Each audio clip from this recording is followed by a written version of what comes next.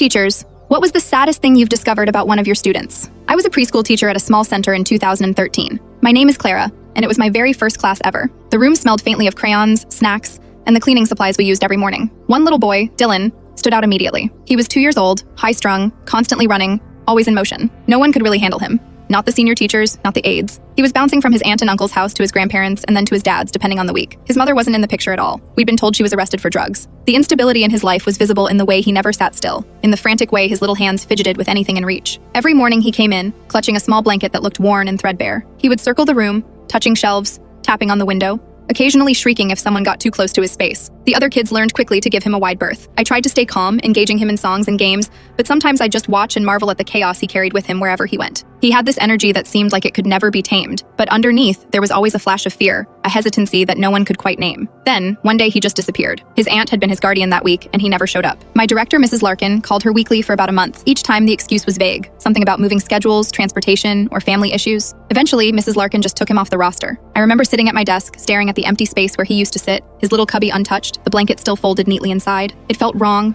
unnatural, like a piece of the classroom had vanished along with him. I couldn't shake the worry that something terrible had happened, but there was nothing I could do. 6 months later, Dylan came back. I barely recognized him. The first thing I noticed was his eyes, dark circles under them, hollow and quiet, completely different from the wild, bouncing child I had known. His energy had disappeared. He didn't seem to remember me at all, didn't respond to my voice with excitement. On that first day back, he ran across the room and accidentally knocked over a little girl, Sophie, who started crying. Dylan froze instantly. He didn't apologize or help her up. Instead, he crawled under a table, pressed his face to his knees, and stared at me without moving. After the class ended, I asked his Aunt Marcy what had happened. Her face fell, and she told me a story that shattered the small sense of normalcy I had tried to maintain for Dylan. His mother had regained custody after being released. Dylan had lived with her for the months he had been gone. She seemed fine at first, rebuilding her life, but then neighbors called the police for suspected domestic abuse. When they arrived, they found her in the kitchen, holding a knife, threatening to kill Dylan. He had been almost entirely alone, living in fear, unable to understand why the people who were supposed to love him were terrifying him. That night, Dylan lay in bed in my arms, his blanket clutched tightly. He trembled when I hugged him, as though expecting me to hurt him too. I cried after putting him down,